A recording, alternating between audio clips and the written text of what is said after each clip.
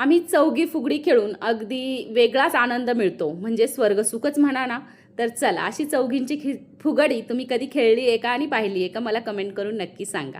तर चला, याच्या आधीचा व्हिडिओ तुम्ही तयारीचा पाहिला. आज आहे सप्ताहाचा पहिला दिवस आणि सकाळी श्री गुरुचरित्र पारायणाची सुरुवात झालेली आहे. विणाची पूजा करून विणासुद्धा वादन सुरू झालेलं आहे. इकडे आहे दीदी आणि इथे आहे माझा ग्रंथ. आम्ही गुरुचरित्र पारायणाला बसलेलो आहे आणि आहोसुद्धा आहेत, मागे बसलेले आहेत बेंचवरती. तर आता स्वामींचा छान अभिषेक, त्याच्यानंतर सगळं मंडल मांडणी जी केलेली आहे तिची पूजा आणि वीणावादनसुद्धा अखंड सुरू झालेलं आहे. तर आता पारायण झाल्याच्या नंतर इथे बघू शकता जी मंडल मांडणी आहे तिची रोजची पंचोपचार पूजा असते ती झालेली आहे. त्यानंतर सर्वजण ज्याच्या त्याच्या पारायण झाल्याच्या नंतर घरी जाण्याची तयारी होती. त्यानंतर रोजच्या ज्या आहुती असतात त्यासुद्धा होत्या आणि त्यानंतर घरी आले, घरी जेवण वगैरे झालं आणि पुन्हा केंद्रात गेलो संध्याकाळी 5 वाजता.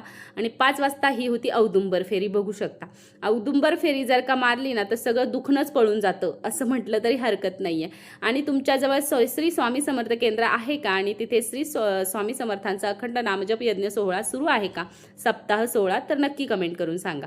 खूप भारी आणि खूप छान आणि खूप प्रसन्न वाटतं. आणि अगदी सगळेच जण, कोणी कमी वयाचं असो, जास्त असो, आजी असो, तर सगळे अगदी सारखेच होऊन जातात. तर आता इतकं छान आम्ही नाचत होतो आणि मला तर असं गाणं वगैरे लागलं का खूप ऊत येतो, मला खूप आवडतं. आणि ह्या काकू आहेत, अगदी माझ्या मम्मीच्या वयाच्या आहेत, पण त्यांच्यासोबत मी फुगडी खेळत होते अगदी छान असा डान्स करून. तर फुगडी खूप भारी वाटत होतं खेळायला. भरपूर जणांसोबत मी फुगडी खेळले आणि खरंच इतकी मजा येत आहे ना मला. आज तिसरा दिवस आहे आणि या माझ्या शेजारच्या काकू आहेत, यांना तुम्ही बऱ्याचदा पाहिले. माझी नौटंकी तुम्ही बघू शकता.